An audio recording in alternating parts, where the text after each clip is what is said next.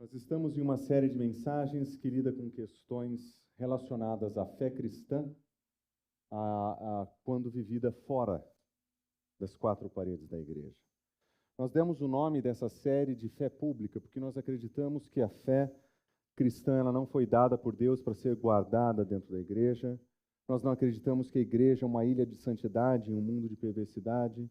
Nós acreditamos que nós não fomos chamados para vivermos como mosteiros, separados da cidade, escondidos da cidade.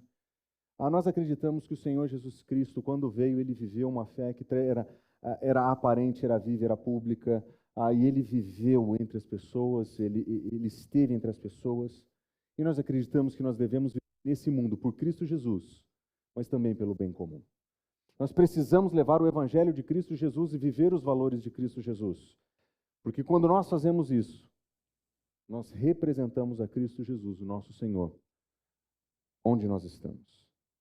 E para fazer isso, nós adotamos uma abordagem que é bem próxima da realidade e do modo como nós entendemos, da nossa realidade e do modo como nós entendemos as Escrituras. Nós entendemos que o modo que nós devemos fazer a nossa fé pública, em primeiro lugar, é através das nossas virtudes. Quando nós falamos sobre o senhorio de Cristo, aquele que está acima de todas as coisas, aquele que está exaltado acima de todas as coisas, aquele que é Senhor sobre todas as coisas, Criador sobre todas as coisas, Redentor de todas as coisas, quando nós afirmamos a sua soberania, nós lembramos que a nossa resposta a essa soberania é a nossa obediência. Nós respondemos à soberania de Cristo Jesus com obediência. É a nossa obediência a Cristo Jesus que nos faz entender que nesse mundo criado por Ele, redimido por Ele, nós somos seus agentes e nós obedecemos o nosso Senhor. Quando nós falamos sobre a relação entre o cristianismo e a arte, nós relembramos que grande parte daquilo que nós aprendemos das Escrituras é que a arte ela é usada e deve ser usada para adoração. A igreja e o povo de Deus fez isso por muitos e muitos séculos. Ela é uma via de comunicação da verdade divina, e esse Deus que é criativo, Ele criou criaturas que são criativas, e nós precisamos usar a arte e levá-la à adoração, e usá-la como um veículo da adoração. Quando nós falamos sobre cristianismo e política, nós lidamos com o ponto central e o grande ponto de discórdia, demonstrando que o grande problema dos cristãos dos nossos dias é que eles fizeram da política o seu novo evangelho, que eles fizeram dos seus ideais políticos, a sua nova mensagem, e que nós estamos vivendo um momento de profunda idolatria. Coração corrompido, desejoso por novos senhores, e isso, inclusive, dentro da igreja, procurando em alternativas políticas, procurando em personagens políticos redenção, uma proposta de futuro, de mudança. E nós chamamos isso de idolatria. Recebi essa semana uma mensagem muito curiosa que dizia o seguinte: saudade da época que os evangélicos nos queriam fazer aceitar Jesus e não o Bolsonaro. Saudade desses dias. Porque a idolatria política se alastrou de tal forma que nós já não sabemos mais a diferença. Na semana passada falamos sobre a relação entre o cristianismo e a ciência. E quando falamos sobre o cristianismo e a ciência, nós demonstramos que a revelação de Deus, dada por Deus, ela é manifesta na natureza e na Escritura, e que nós precisamos conhecer essa revelação de Deus, e que o conhecimento de Deus está expresso no texto e na natureza, e nós precisamos aprender a interpretar aquilo que Deus revelou. Porque quando nós pensamos na nossa vida pública, nós estamos falando daquilo que nós fazemos fora da igreja. Nós estamos falando de virtudes que nascem aqui dentro e se manifestam lá fora. Aliás, nós tomamos esse caminho porque a nossa proposta é demonstrar que existe um grande mal, e o grande mal que nós queremos evitar é que o compromisso sem reflexão ele nos leva a um fanatismo, e fanatismo não é bom. Paulo, quando fala dos seus irmãos judeus, ele diz: eles têm zelo, mas eles não têm entendimento. Uma fé pública precisa dessas duas coisas, precisa ao mesmo tempo zelo pelo Senhor, pelas coisas do Senhor, amor por Deus, as nossas afeições centradas na soberania de Deus em primeiro lugar. Mas nós precisamos fazer isso com prudência, com entendimento. Nós não podemos viver nesse mundo sem relembrar que nós somos chamados para ser simples como pombas, mas sagaz como serpentes.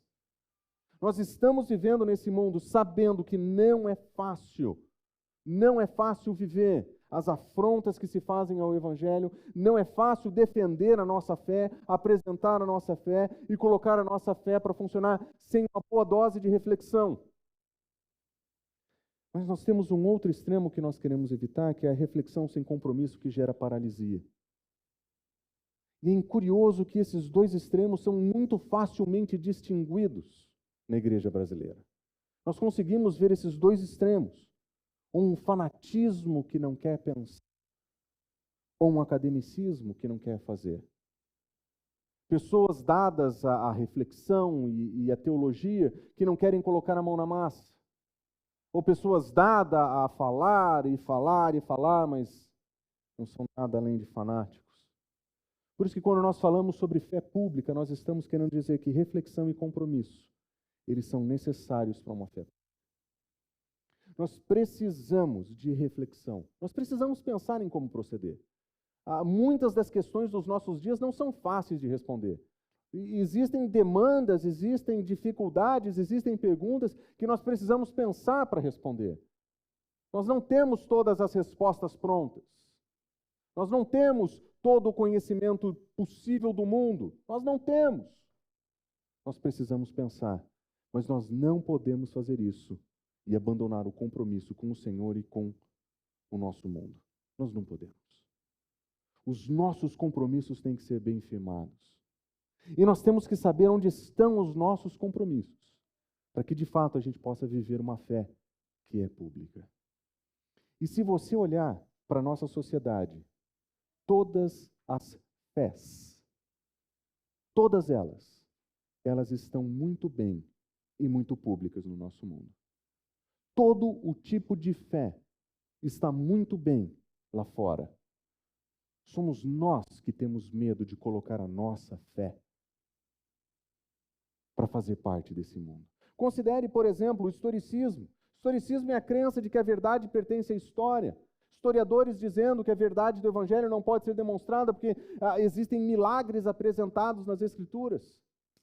Tudo bem, mas essa é a fé de quem defende esse sistema. Um sistema que nasce sem Deus e se desenvolve sem Deus. O cientificismo é a crença de que a verdade está restrita ao método científico e nós vemos isso em todos os lugares. Isso que você está falando não é cientificamente comprovado. Não existe comprovação científica para essas coisas. A fé no cientificismo está muito bem lá fora. O materialismo é a crença de que a realidade última é só isso aqui. Só existe matéria, não tem nada antes da gente, não tem nada depois, o que você faz aqui não importa.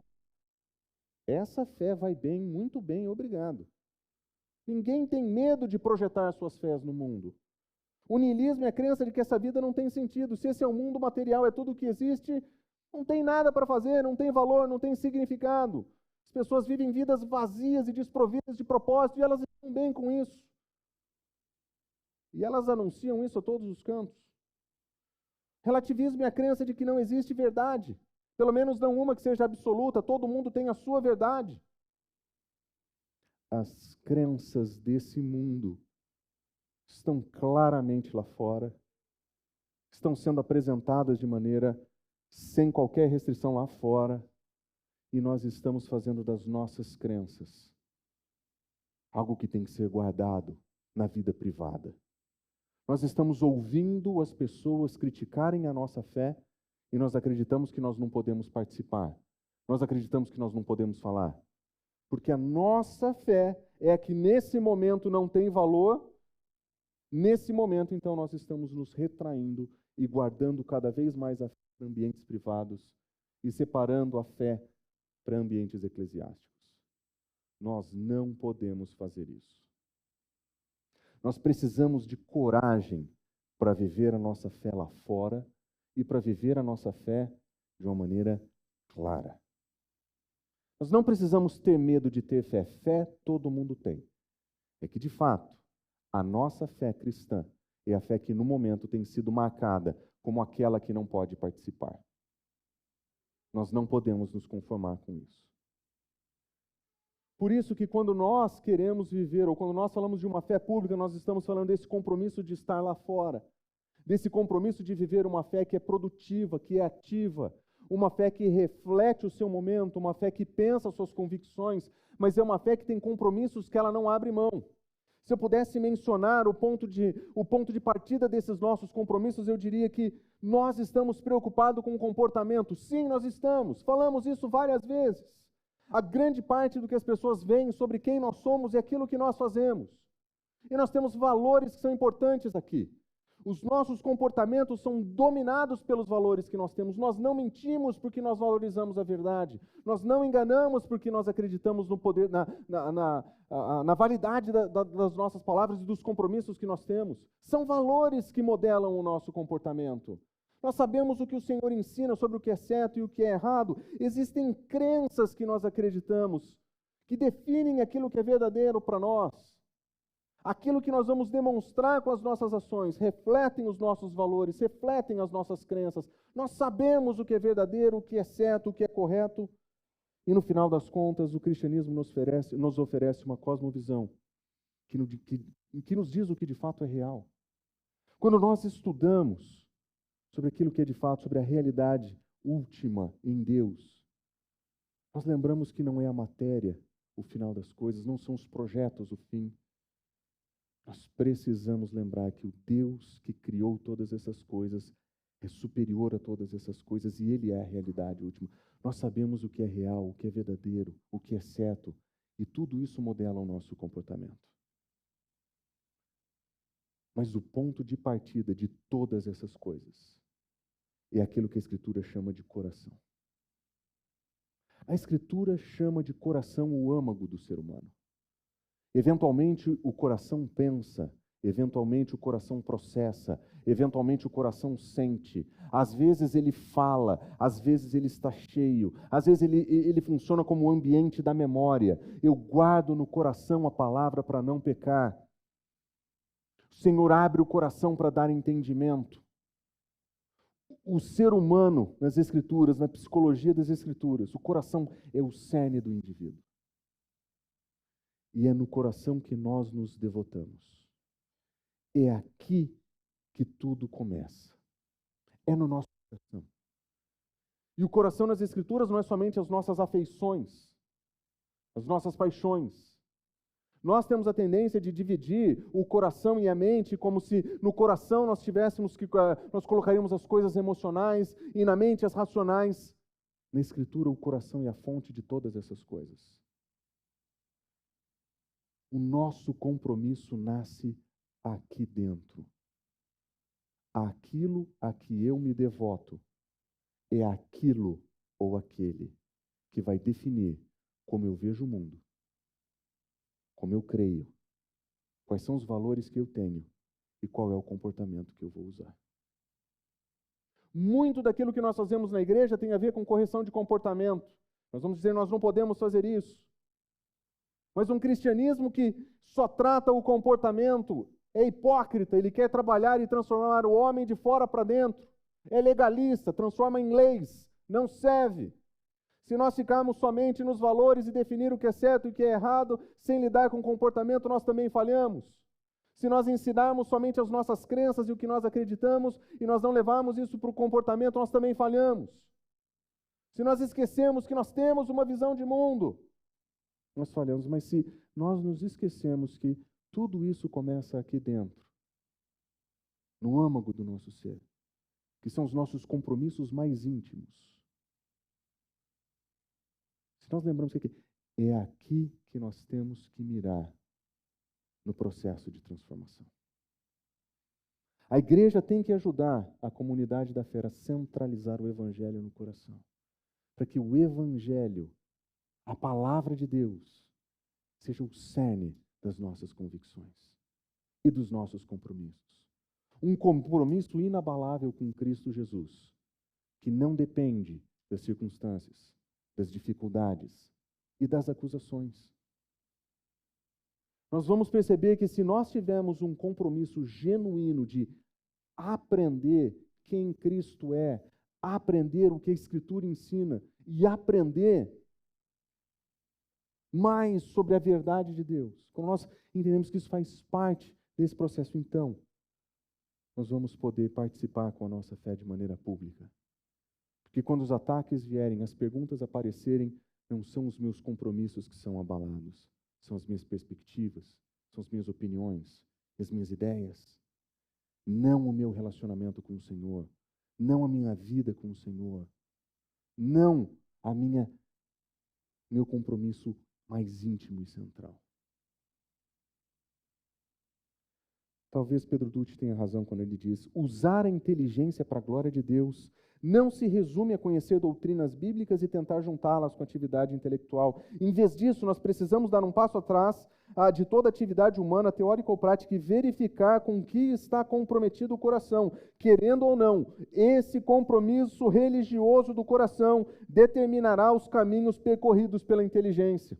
Se nós quisermos usar a nossa mente, se nós quisermos dialogar com as pessoas nesse mundo, se nós quisermos apresentar a verdade do Evangelho para esse mundo, nós precisaremos lembrar que tudo começa no nosso coração, com os nossos compromissos mais importantes.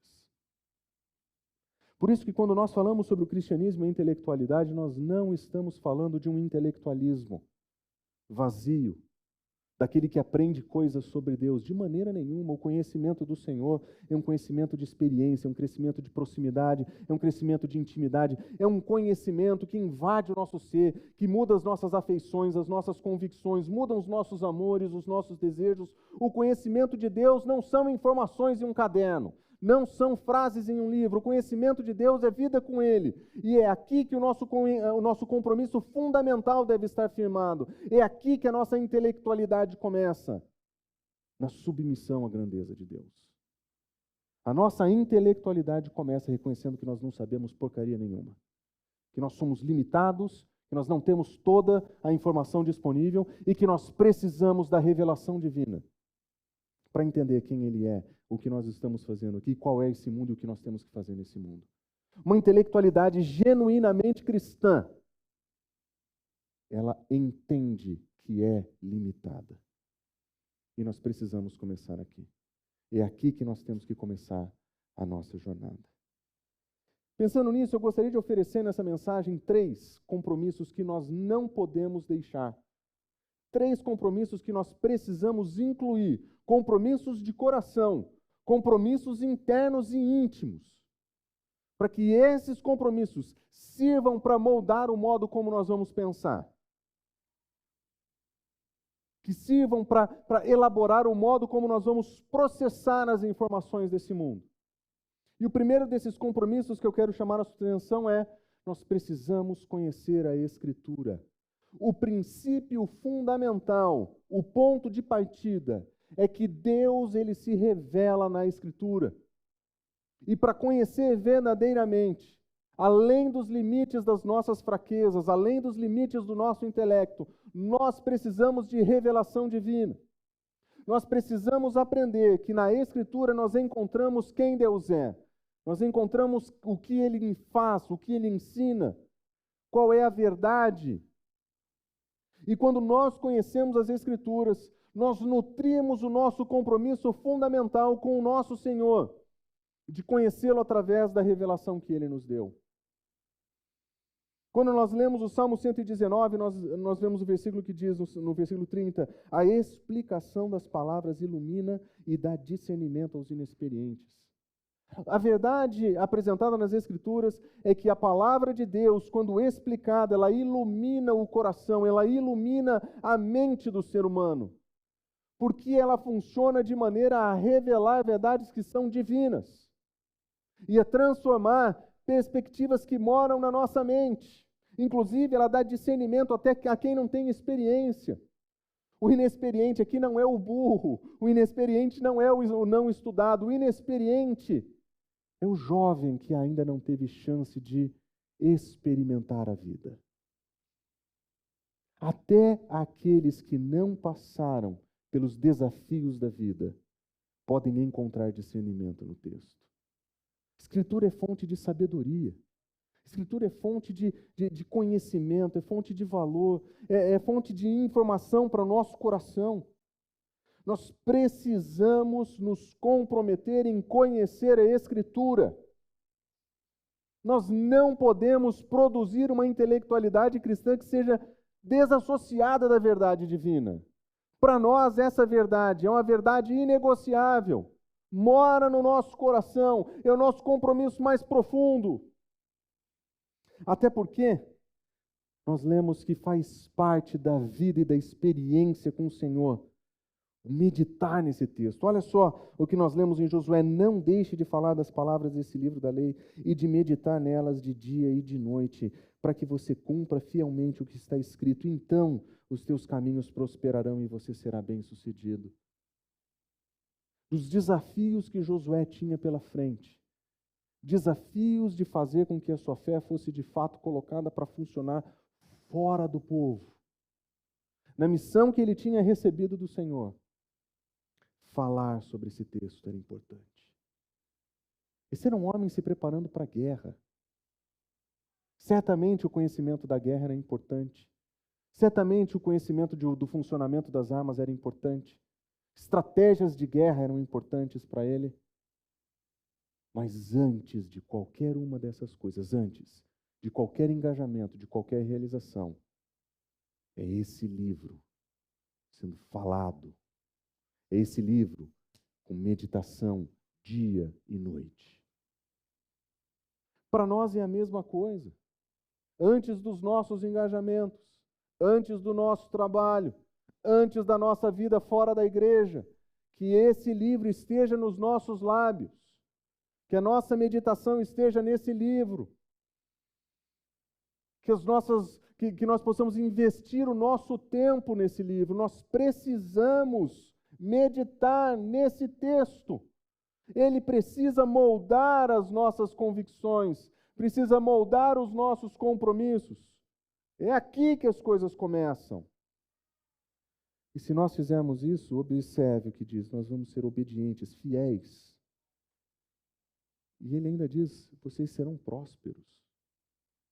Algumas pessoas usam a palavra prosperidade e bem-sucedido como se fosse sucesso financeiro. Como se a meditação nas Escrituras fosse uma espécie de pirâmide. Quanto mais eu medito, mais eu ganho dinheiro. Quanto mais eu falo para as pessoas, mais eu ganho dinheiro. Prosperidade no Senhor, às vezes, é o fracasso da perspectiva desse mundo. Ser bem-sucedido no Senhor é fazer a vontade do Senhor, é viver de acordo com os valores e os princípios dele. Ser bem-sucedido não tem nada a ver com recurso financeiro. Você pode ser podre de rico e continuar podre. Ser bem-sucedido é levar uma vida com o Senhor nesse mundo. Começa na Escritura. Se nós queremos moldar o nosso modo de pensar, se nós queremos ter uma intelectualidade genuinamente cristã, se nós queremos interagir com as proposições desse mundo e dialogar sobre elas, nós temos que ter um compromisso ancorado com esse texto. Porque quando nós estamos firmados no Senhor e comprometidos com a Sua palavra, os ataques não são contra o nosso Deus, os ataques não são contra a nossa fé, os ataques não são contra as nossas preferências. Na verdade, nós estamos ouvindo uma oposição de opinião, uma oposição que tem perspectiva distinta. Isso não nos abala, porque o nosso compromisso não está nos detalhes. A grande tragédia que nós vemos nos nossos dias é que a mente evangélica ficou ótima em defender a moralidade. Mesmo que seja profundamente hipócrita e legalista ao fazê-lo, a mente evangélica sabe dizer onde estão os erros morais do mundo. Todas as vezes que alguém coloca uma questão moral que nós não sabemos como interagir, e nós vemos os nossos jovens sem saber como responder, nós vemos vários deles abandonando a fé, porque a fé deles estava ali, na resposta e na proposta moral. E essa fé vazia de sustentação não tem influência. Essa fé vazia de fundamento não tem valor. A nossa intelectualidade tem que ser moldada pela Escritura. Nossa mente tem que ser encharcada pela palavra de Deus. Os nossos compromissos anteriores têm que ser onde realmente importa. Observa o que nós lemos. A igreja desde sempre faz isso. Nos primeiros momentos da igreja, eles perseveravam nos ensinos dos apóstolos. Perseverar no ensino do apóstolo era ouvir o que eles tinham para dizer e dizer: essa aqui são as nossas doutrinas, essas são as nossas convicções, nós vamos perseverar nisso aqui. Eles ouviam, eles interagiam, eles pensavam, eles avaliavam, mas eles mantinham isso. E essa manutenção é importante. Quando Paulo escreve para Timóteo, ele diz: quanto a você, permaneça nas coisas que aprendeu, nas quais você tem convicção, porque você sabe de quem aprendeu. Desde criança você conhece as sagradas letras que são capazes de torná-lo sábio para a salvação mediante a fé em Cristo Jesus. Observa o conselho de Paulo: permaneça. Esse é um compromisso de coração. Permaneça, continue naquilo que você aprendeu, na verdade que você recebeu. Continue, persevere. Esse é um compromisso de coração. Ele diz: você conhece a Escritura. Na Escritura, nós temos o firme fundamento para as nossas convicções. E é por isso que o nosso primeiro compromisso intelectual tem que ser conhecer esse texto, conhecer essa palavra. Às vezes nós somos rápidos demais para tentar oferecer respostas e dialogar através de correção. Precisamos dar um passinho para trás e modelar a nossa mente a partir das Escrituras. É aqui que nós encontramos vida. É aqui que nós encontramos a verdade. E é aqui que nós encontramos o nosso compromisso fundamental. A nossa intelectualidade tem que ser encharcada pela presença da Escritura. Um segundo compromisso que eu diria que é importante: nós vamos precisar conhecer teologia. Quando eu digo isso, eu não quero dizer que a Escritura é insuficiente. O que eu quero dizer é que nós somos limitados e nós precisamos pensar em comunidade. Teólogos são membros da comunidade da fé, que nos fazem pensar de maneira coletiva. Eles nos ajudam a responder, às vezes, questões que às vezes nós temos. E eles gastam suas vidas para demonstrar a importância desses princípios e valores que estão na Escritura. Quando nós falamos de uma intelectualidade encharcada pelas Escrituras, nós estamos falando do trabalho do indivíduo, de cada um de nós, de se dedicar ao texto e estudar o texto. Mas nós vamos precisar fazer isso com ajuda. Conhecendo os nossos limites, nós sabemos que tem irmãos mais sábios do que nós, mais inteligentes do que nós. Nós sabemos que existem pessoas que estão pensando em determinados assuntos por toda a sua vida. Homens e mulheres que se dedicaram a responder uma pergunta a sua vida inteira. E eles deixam isso expresso em algumas páginas para nós. E nós começamos a refletir não só como indivíduos, mas como comunidade. E conhecer as Escrituras é fundamental nesse processo. Nós precisamos conhecer as Escrituras e refletir teologicamente, e nós precisaremos de ajuda para isso. Jonas Madureira, ele escreve um livro muito interessante. O nome do livro é Inteligência Humilhada. Nesse livro, ele demonstra que o primeiro passo da verdadeira a intelectualidade cristã é que ela tem que estar humilhada diante da grandeza de Deus. O primeiro passo que ele diz é: diante da grandeza e da soberania de Deus, eu sou pequeno, eu não sei tudo. Diante da grandeza de Deus, eu sou ignorante. E essa inteligência humilhada diante da grandeza de Deus é fundamental para o modo como nós dialogamos com outras pessoas. Porque quando nós lembramos o nosso lugar de aprendizes diante da divindade, nós não falamos com as pessoas como donos da verdade. Nós não somos paladinos da ortodoxia que saímos corrigindo as pessoas onde elas estão. Diante da grandeza de Deus, nós somos ignorantes. Igualzinho àqueles que discordam da gente. Nós somos exatamente assim. Talvez pela graça de Deus o nosso intelecto foi iluminado. Talvez pela graça de Deus e pelo uso da Escritura na nossa vida, o Senhor mudou o nosso coração e transformou o nosso modo de pensar. Mas no fundo, eu sou um profundo ignorante. Eu desconheço muitas coisas. E aqueles que discordam do cristianismo Aqueles que levantam objeções diante da grandeza de Deus também são. Quando eu entendo que eu sou exatamente igual a outras pessoas que se opõem ao cristianismo, e eu entendo que a única diferença entre nós e eles é a graça salvadora de Deus, transformadora nas nossas vidas, eu não sento para debater, bater e ganhar. Eu sento para conversar com essas pessoas. Profundamente importante nos nossos dias, a habilidade de dialogar diferenças. Nós precisamos lembrar, somos todos ignorantes diante da grandeza de Deus. Tendo terminado de escrever o seu livro, a conclusão do livro do Jonas é uma oração. O último capítulo é uma oração belíssima. Eu peguei somente um pedaço dessa oração. Ele diz o seguinte: sem a tua palavra eu permaneço um mistério para mim mesmo. Porém a tua palavra torna-me mais sábio do que todos os filósofos que não conhecem o teu nome. Afinal, a tua palavra é fonte inesgotável de vida e conhecimento verdadeiro. Então, Supremo Pastor, venha ao meu encontro uma vez mais. Conduze-me de volta à tua palavra, fonte inesgotável de conhecimento, que tanto preciso para acalmar um coração tão inquieto e desejoso de repousar em ti, mas não sabe.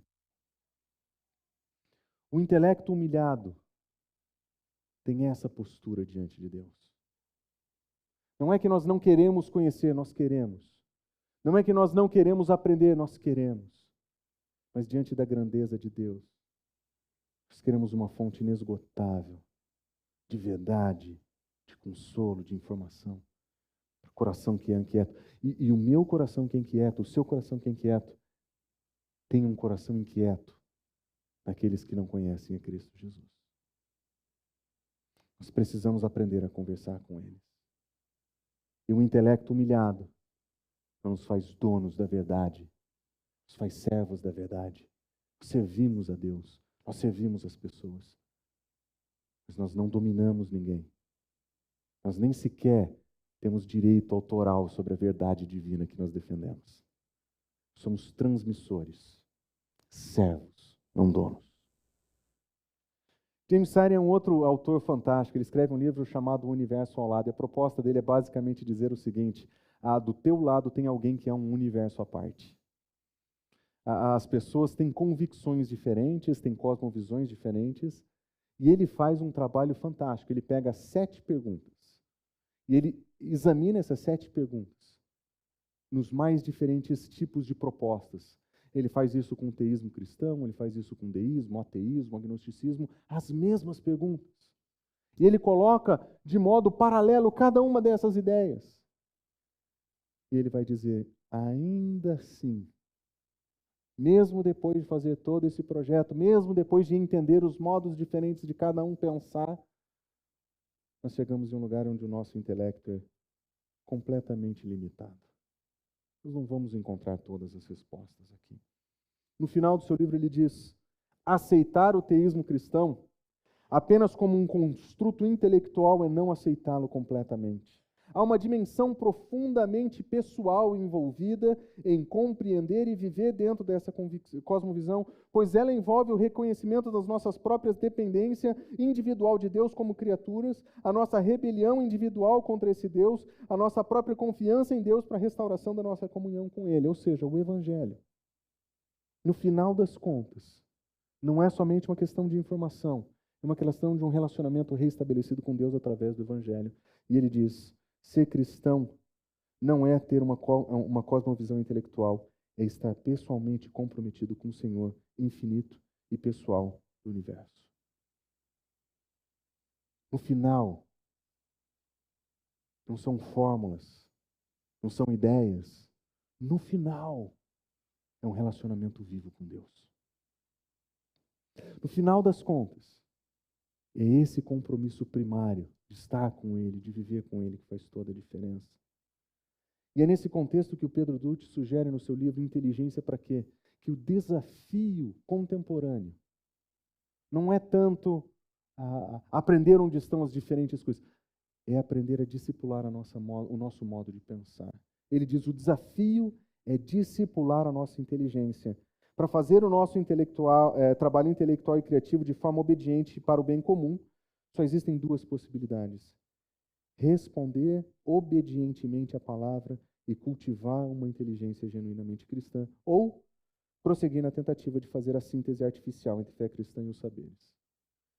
Ele está propondo o modo correto de viver uma intelectualidade que seja cristã é discipular o nosso modo de pensar. E olha o que ele diz: responder de maneira obediente à palavra. Nós somos limitados, e se nós não tivermos orientação, revelação divina, nós somos suscetíveis aos equívocos daqueles que caem, daqueles que negam a fé. John Stott vai dizer: não negligencie suas faculdades críticas. Lembre-se, Deus é um Deus racional e nos fez a sua própria imagem. Deus nos convida e espera que exploremos sua dupla revelação na natureza e nas Escrituras com mentes que Ele nos deu e prossigamos para o desenvolvimento de uma mente cristã para aplicar sua maravilhosa verdade revelada a todos os aspectos do mundo moderno e pós-cristão. Nós precisamos aprender a estudar as Escrituras e servir. Estudar as Escrituras e servir. Como ele diz, fé e pensamento pertencem um ao outro, é impossível crer sem pensar. O seu livro, que tem o título Crer e Pensar, John Stott, afirma exatamente isso. Nós precisamos de uma fé que pensa, de uma intelectualidade que é moldada pela Escritura, mas que pensa de modo coletivo, que recebe os inputs dos teólogos. Mas existe um terceiro compromisso necessário aqui. Porque o perigo é nós gostarmos tanto de estudar a Escritura e estudarmos tanto a teologia, que a gente chegue na paralisia. Ah, como é fácil chegar lá. A gente gosta tanto de estudar que de repente a igreja vira um mosteiro, um seminário, uma instituição de ensino superior, mas não faz o que tem que fazer. Por isso que um terceiro compromisso é fundamental. Nós precisamos conhecer as Escrituras, nós precisamos conhecer a teologia, é importante, mas nós precisamos participar da missão. Nós não podemos deixar que a nossa intelectualidade seja infrutífera. Nós não podemos deixar que a nossa intelectualidade seja para enobrecer pessoas ou para somente aparecer nobre diante delas. Nós precisamos lembrar que nós somos chamados para estar no mundo. Nós somos chamados para fazer discípulos de Cristo Jesus. E nós precisamos colocar a nossa mente para pensar lá fora.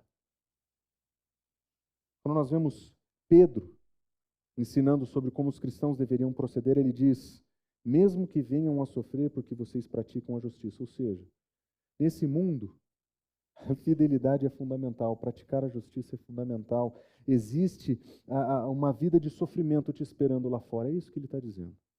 Mas ele continua: não temam aquilo que eles temem, nem fiquem amedrontados. Antes, observe, santifique a Cristo no seu coração. O compromisso fundamental do cristão é com a santidade de Deus no cerne da sua vida. No seu coração, a santidade de Cristo Jesus como Senhor exclusivo. Nós vamos viver nesse mundo de acordo com a justiça, esses são os nossos comportamentos, é isso que as pessoas vão ver. Mas além daquilo que as pessoas estão vendo, o nosso compromisso fundamental com Cristo Jesus precisa ser a âncora e o ponto de partida de tudo o que nós vamos fazer. E ele continua: estejam sempre preparados para responder a qualquer pessoa que lhe pedir a razão da esperança que existe em você. Observe, compromisso com Cristo em primeiro lugar. Cristo Senhor, não somente do universo, mas do seu coração. Antes de qualquer coisa, arrume o seu coração. Gaste tempo com as Escrituras, estude teologia. Mas em algum momento nós vamos precisar estar preparados para responder. Quando alguém perguntar para você a respeito da sua fé, você está pronto para responder? Por que é que você acredita que um homem que morreu há 2000 anos atrás é suficiente para salvar todos os seres humanos antes e depois dele? Como é que você explica a sua fé? Você está preparado para chegar para as muitas fés que estão aí fora e apresentar a sua com convicção? Porque se você não está preparado, você vai precisar comprometer o teu coração com a Escritura e comprometer a estudar teologia. Porque nós temos que nos preparar. Nós temos que nos preparar. É isso que nós fomos chamados para fazer. Se você não está pronto, não é o final do mundo. É só o começo da percepção de que você tem que sair da paralisia. Só o começo da percepção de que você precisa colocar a mente para funcionar antes de colocar a mão na massa. Nós precisamos crer e pensar. E nós precisamos tornar pública a nossa fé lá fora. Em algum momento, nós vamos precisar verbalizar os valores que nós temos. Em algum momento, nosso comportamento pode fazer alguma coisa. Nosso comportamento pode mudar a direção de uma conversa, pode abrir uma porta. Os nossos valores podem apontar a direção das nossas crenças, mas em algum momento alguém vai perguntar e você vai ter que tornar a tua fé pública e vai ser a sua vez de fazer isso. Como que você vai fazer isso? Faça como Pedro sugere, com mansidão, respeito, conservando boa consciência, de forma que os que falam maldosamente contra o bom procedimento de vocês, que estão em Cristo, fiquem envergonhados. Se você é daqueles que vai para a internet, escreve em caixas altas contra os ateus, para agora. Isso é uma vergonha para o Evangelho. Se você é daqueles que entram no Twitter para ficar brigando com um ateu, cientista, para.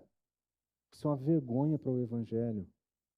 Se você é daqueles que faz filme, assiste filme, transmite filme, que encaminha vídeo de YouTube de pastor gritando contra pessoas de maneira caluniosa, desrespeitosa, sem mansidão, para! Isso é uma vergonha para o Evangelho. Se vai falar, se vai defender a fé, que seja com mansidão e respeito. Se existe afronta, se existe ataque contra pessoas, se existe ataque contra outras convicções, para com isso. Esse não é o modo cristão de levar a fé, de tornar a fé pública. O nome de Cristo tem sido envergonhado pela nossa falta de bom senso, porque nós somos terríveis em conversar com outras pessoas de outras opiniões. Para! Isso é vergonha para a fé. Nós precisamos de mansidão e respeito para falar com as pessoas lá fora. Se quiser um exemplo, lembra de Paulo, profundamente irritado com a idolatria em Atenas, quando ele entra lá. Ele fica incomodado por dentro, aquilo mexe com as convicções dele. Mas quando ele prega com mansidão, ele encontra pontos de contato, ele apresenta Cristo Jesus. Mansidão e respeito. As pessoas não vão ser mansas, as pessoas não vão te respeitar, e aqueles que não conhecem a libertação que Cristo oferece, não têm outra opção. Esse é o normal. Surpreendente é quando eles são gentis.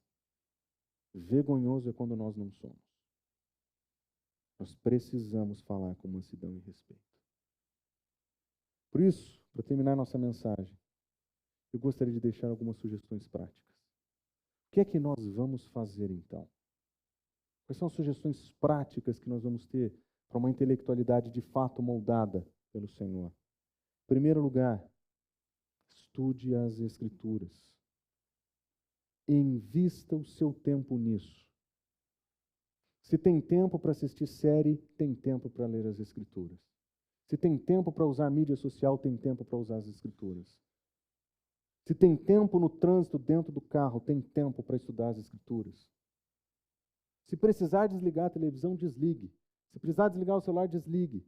Se precisar ouvir as Escrituras no carro, parado no trânsito, ouça. Mas invista em estudar as Escrituras.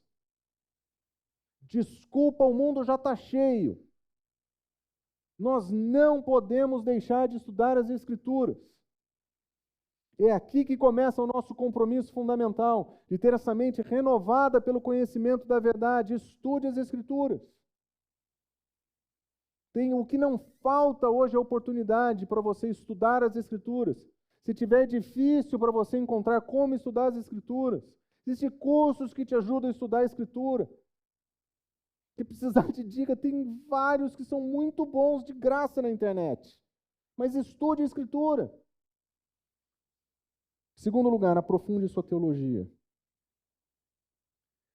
Os cristãos, às vezes, têm uma tendência um pouquinho anti-intelectual. Eles acreditam que a verdade divina é simples. E, de fato, é.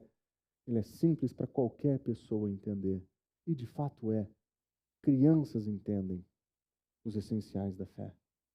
Mas a gente precisa sair dessa imaturidade ingênua de que tudo que Deus fala é simples. Deus fala coisas muito complicadas. Aliás, Pedro, quando tenta escrever sua carta para os seus irmãos na dispersão, ele diz: Paulo escreve umas coisas difíceis de entender. Os apóstolos sabiam que tinham coisas difíceis aqui. A gente precisa sair desse básico, ingênuo, para alguma coisa mais profunda. Alguma coisa que realmente mergulhe no conhecimento de Deus. Estudar teologia profundamente. Estude teologia profundamente e questione as definições teológicas que você recebeu sem refletir. Alguém disse para você como pensar. Alguém disse para você o que era certo, o que é errado. Leia a Escritura e questione isso. Leia e aprofunde a sua teologia e questione isso. É fundamental que você faça isso. Quer dica de como fazer? Vem para a nossa escola bíblica. Nós estamos estudando teologia todo domingo. Todo domingo nós abrimos as Escrituras e estudamos o que é que Deus faz. Nós estudamos o que Deus faz na criação. Nós estudamos o que Deus faz, nós estamos estudando o que Deus faz na salvação. Nós estudamos quem Ele é, como um Deus trino que Ele é. Nós estudamos sobre diversos aspectos da teologia cristã e nós estamos fazendo isso com profundidade. Existe simplicidade, porque as nossas crianças e adolescentes estão aqui, mas existe profundidade. Para aprender melhor sobre quem Deus é, o que Ele faz. Levante mais cedo no domingo, 9 horas da manhã nós estamos aqui. E nós estudamos teologia. Quer ler? Eu te dou um monte de dica de livro. Mas não sente em cima das mãos, com preguiça, e diga que isso não é importante, porque é fundamentalmente importante. Uma fé que é pública precisa de reflexão adequada. Nós precisamos sair desse marasmo espiritual. Nós precisamos aprofundar. Desenvolva seu conhecimento. Aprenda sobre como as pessoas ao seu redor pensam. Identifique formas de se relacionar à fé cristã com elas. Nós não podemos abandonar nossa missão. Aprenda a entender como pensam as pessoas que estão à sua volta. O seu trabalho.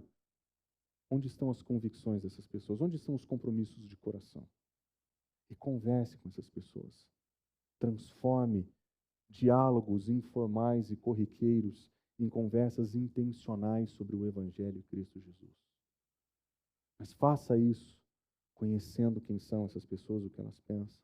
E, por fim, aprenda a dialogar.